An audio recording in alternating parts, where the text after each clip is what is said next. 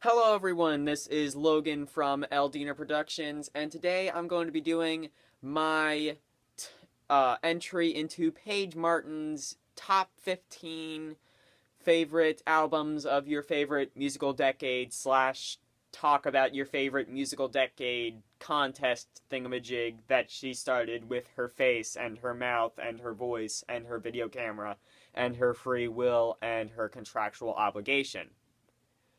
So, without further ado, my favorite musical decade, hers was the 60s. I figured I would go a decade beyond that and go the 70s.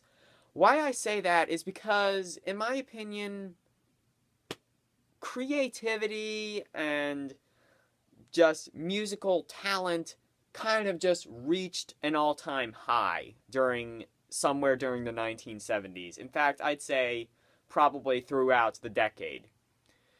Music got a lot more technical. We had more unique instruments used. We had instruments that you would not think to use in a rock or pop song or progressive song, but were used anyway. And music, just rock, progressive, and it all just became a lot more creative. Not to say that music prior to that was less creative or was not creative at all, because it was, but it really just reached a peak in the 1970s. And not to mention that we gained a lot more subgenres in the 1970s. Like, we had progressive, the start of southern rock. We had the start of more technical music. For example, Boston, Styx, Rush, Kansas.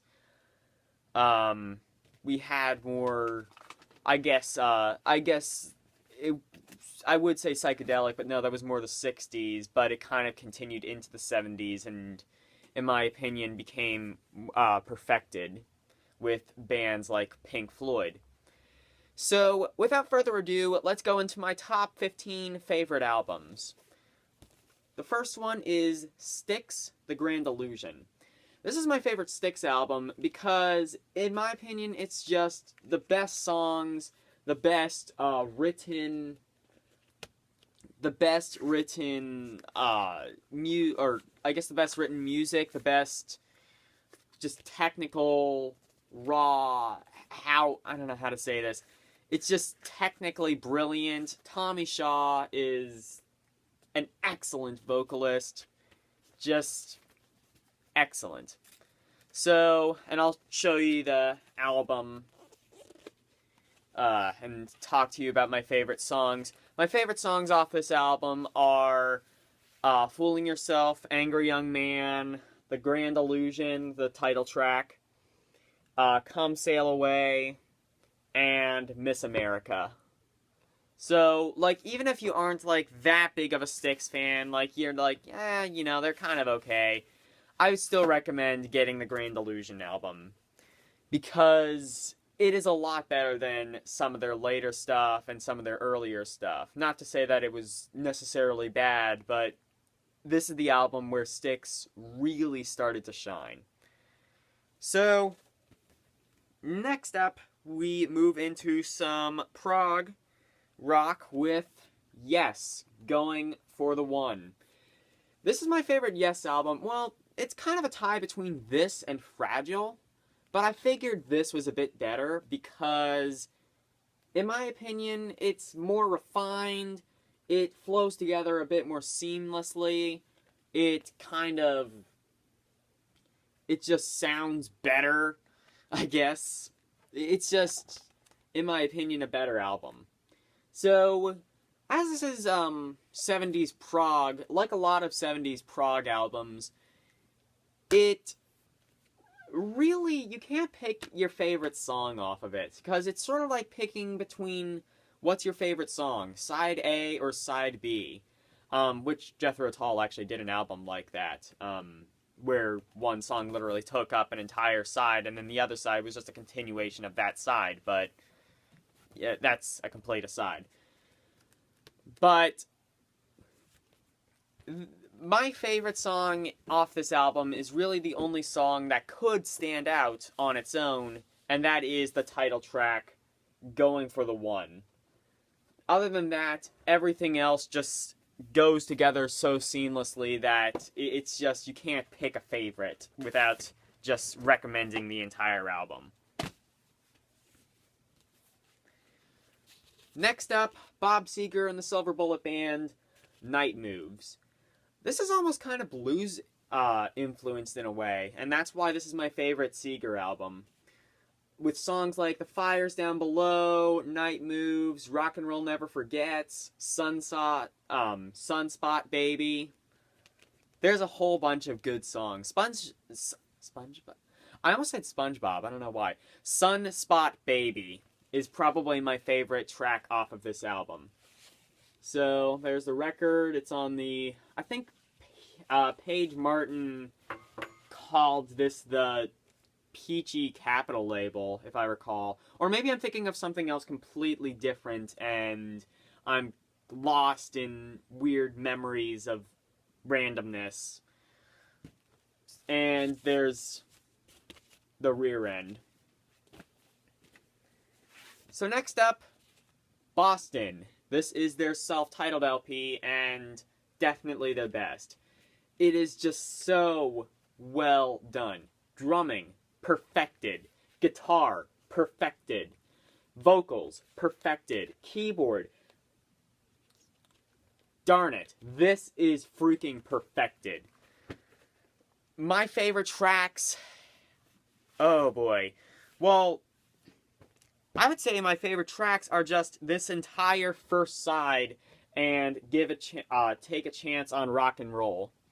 But mainly this first side, which has More Than a Feeling, Peace of Mind, and Foreplay Long Time. Also, my apologies for the iPad mirroring the text. It's just, you know, it's the camera I'm forced to use. Anyway, there's the back side, just in case I didn't show it, which I might have, actually.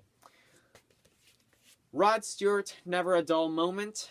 This is my favorite Rod Stewart album because, well, this and I think it was a kind of a tie between this and Every Picture Tells a Story, but this one just gained one extra point because I have it on vinyl and I could show it to you in front of a camera and you can view it with your retinas and corneas and other parts of the eye.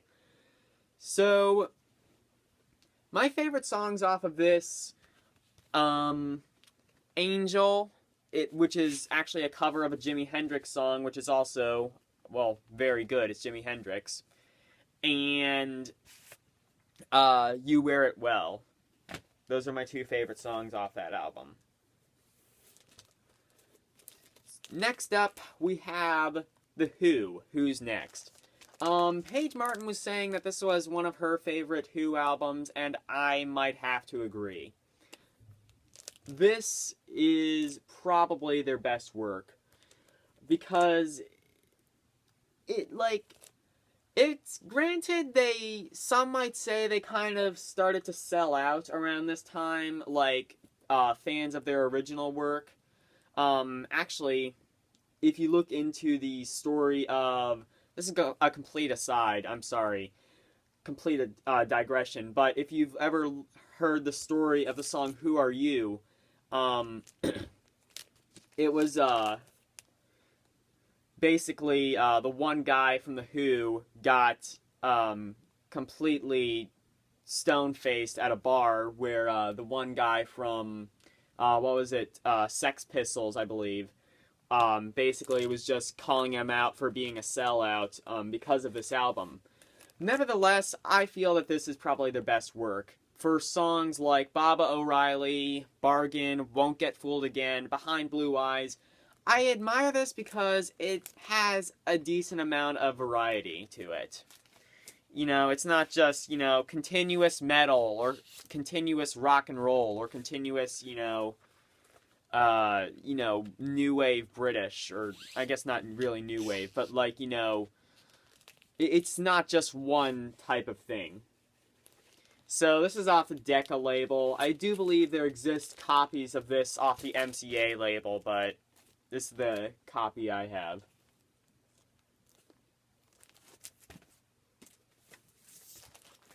Next up is Molly Hatchet. This kind of goes into the southern rock thing I was talking about. And Molly Hatchet, this is the Flirtin' with Disaster album, by the way. The Flirtin' with Disaster album is probably one of the finest things from southern rock. Probably one of the finest albums. Leonard Skinner is also really good, but Molly Hatchet just kind of rocks a bit more. Some of my favorite songs off of this album are Whiskey Man and Flirtin' with Disaster. So, here's the album. It's actually off the new Epic label, but considering this came out around the mid-70s, I wouldn't be surprised if there exist copies with the old Epic label. So, next up is one that you may or may not expect, or may not even agree with me, but Chicago, Transit Authority. I really admire Chicago in general just as a band. Now, granted, I'm not talking about New Chicago with Peter Cetera, you know, where they became more adult contemporary. Even though I don't hate them like some other people might, they just, you know, aren't as good as the original Chicago. It's quite clear about that. It's just quite clear. So, if you've never heard Old Chicago before it became an adult contemporary band, it was more of a rock jazz fusion band, and it really worked. It had the brass sections of jazz, and it had the strings like electric guitar and drums that you would find in a rock and roll, and like a type of drum beats that you would find in more of a rock song. So, my favorite songs off of this, well, there's a few of them, mainly because this is a double LP anyway, but my favorite songs are, Listen, Beginnings, Does Anybody Really Know What Time It Is, Questions 67 and 68, I'm a Man. There's just a lot of good stuff on this album. So, this is record 1. It's off the Columbia label.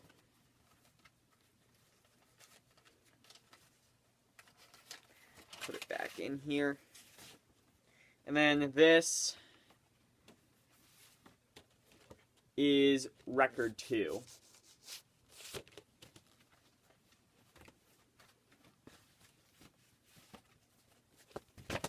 So that is Chicago Transit Authority. Next up, we have Ted Nugent. Now, let me just preface this by saying I am the most die-hard, liberal, pro-gun control, NRA's worst nightmare that you will ever meet. And I'm just gonna say this. Ted Nugent can play a freaking twanger. He is just a god when it comes to the guitar.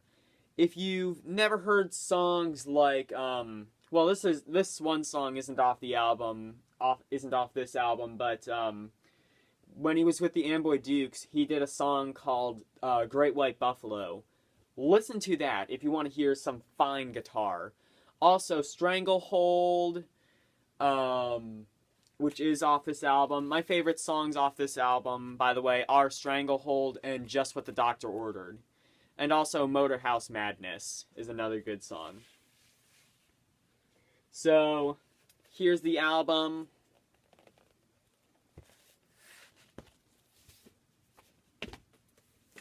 Next up, now, this is a band that I'm really not a huge fan of. They've done a few good songs apart from this album, but I am a die-hard fan for this one album.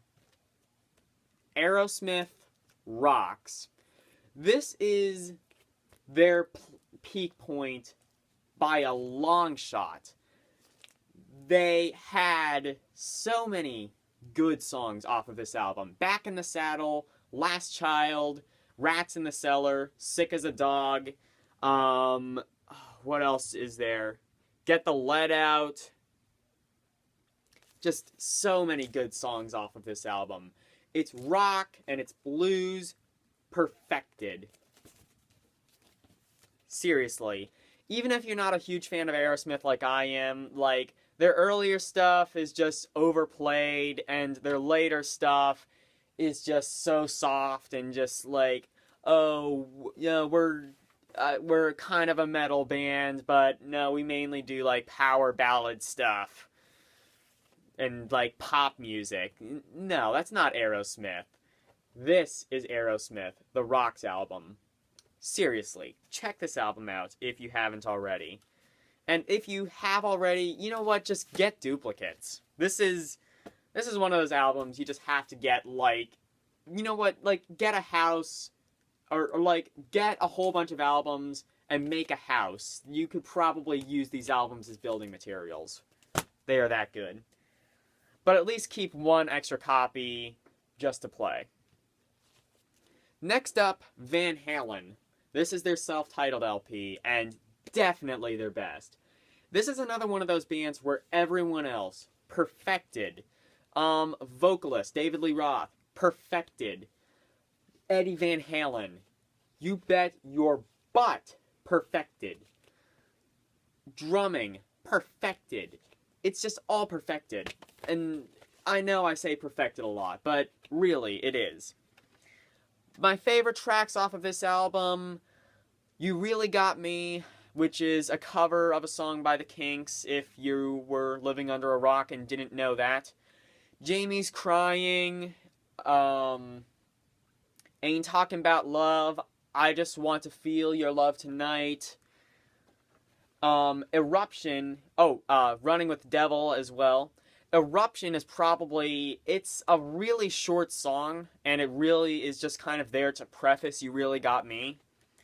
But it does a really good job at that, mainly because it just showcases everyone's talent, especially the guitar. Like, that may be the finest guitar of all time. And I don't believe I'm exaggerating by saying that. So that is Van Halen. This is their self-titled LP. Next up, Led Zeppelin, Presence. This is my favorite Zeppelin album of the 1970s, but if Zeppelin 2 had been released just 1 year later, I would be showing that one off. Because Zeppelin 2 just it's an amazing rock/blues album. But Presence is probably their best and probably most underrated album of the 1970s. It's just very good rock and roll, very good guitar by Jimmy Page, very good drumming by John Bonham. The only criticism I could possibly give this is this was really about, this was really the last album where Robert Plant could sing very well. And if you want to even really go far back, you could say that Led Zeppelin 4, or even House of the Holy, was the last album where Robert Plant was able to sing. After that, his voice kind of started to deteriorate. He couldn't do a falsetto like he used to be able to. But in my opinion, his vocals are still good. I mean, at least it's not In Through the Outdoor. That's just, like, by In Through the Outdoor, they should have just quit entirely. I know a lot of people will give me some crap for saying that, but they really should have. So, here's the album. It's on the Swan Song label. Of course, their later stuff was on the Swan Song label, but their earlier stuff was Epic.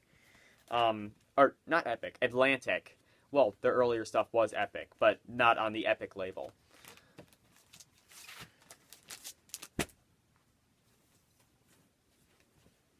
So here's one where I believe Paige will probably agree with me. Crosby, Stills, Nash and Young, Deja Vu. I love this album. It's just, I love it. Standout tracks. Oh, and standout tracks for this one too. Achilles' Last Stand, For Your Life, and Nobody's Fault But Mine. Standout tracks for this one. Well, first of all, let me tell you why I like this album. I like this album because it's just very good. I don't know how to even describe it. It's just really good. It's just such a unique sound that only these people could really perfect. The only way that you could fully understand what I'm talking about is if you have listened to this album before. So please, by all means, listen to this. Listen to this on any format possible, but preferably vinyl, and preferably on a really good Bose system like this. So, standout tracks, Our House is probably my favorite. Carry On, Almost Cut My Hair, Teach Your Children, Woodstock. Just a lot of good songs. So, number 2, this is probably not only my favorite rock album of the 1970s, but probably my favorite rock album of all time. Nazareth. This is a band that could basically... This is an album where if it was found that, like, playing this backwards and saying Bloody Mary 3 times would transport you into an alternate dimension where Mitt Romney became president and we actually... I don't know. I tried to make a joke, but I don't know. I can't. Basically, long story short, this is a good album. Just... It perfects so many good things. If you want a hard-rocking song, Hair of a Dog, Changing Times, Miss Misery, Beggar's Day. If you want a slower power ballad, not like an actual ballad, but like a power ballad, then Love Hurts. If you want a more technical song, Please Don't Judas Me. If you want a more blues-influenced song, Whiskey Drinkin' Woman. This is like the best... This is like just a greatest hits of the 1970s right here. Just... Why have you not checked out this album? If you haven't checked out this album, why have you not? Just... I love this album. I am a diehard for this album. I'm a diehard fanboy.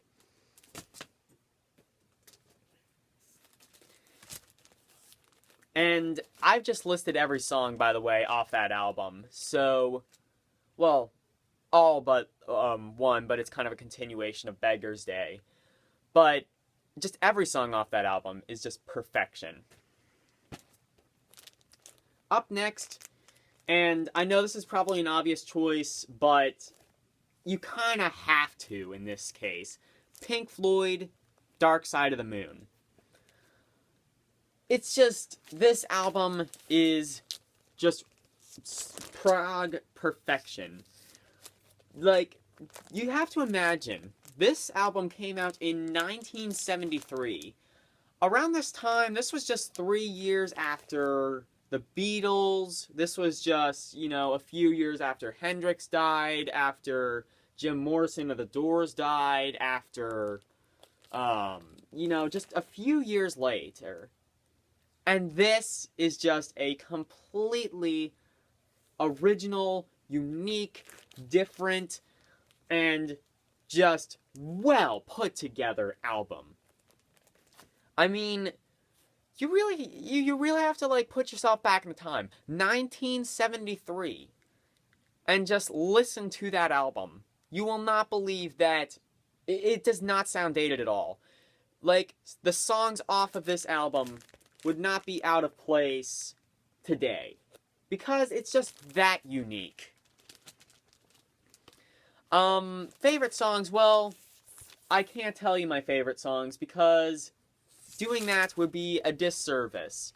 Which is why, like, whenever I hear Pink Floyd on the radio, I just feel that is a disservice to Pink Floyd, because there's only one way to listen to a Dark Side and post-Dark Side album. With a pair of really good headphones or a really good speaker system, preferably on a vinyl, but it's kind of an optional, and from start to finish without taking any breaks. That is the one and only way to listen to Pink Floyd. So anyway, those are my top 15 vinyls. I would have taken the full plagiarism effect of Page Martin and played music, but since I don't want a smartly dressed copyright agent and a washed-out hippie to come to my come to my house and beat me to death with a billy club, I figured I would keep a bit low on the plagiarism for this video. Why I say that is because I'm doing this in sort of a style that she would. It's not because she's doing it, it's mainly because, like, this is just the easiest way to show off albums. So, that's gonna do it. Anyway, hope you enjoyed. Goodbye.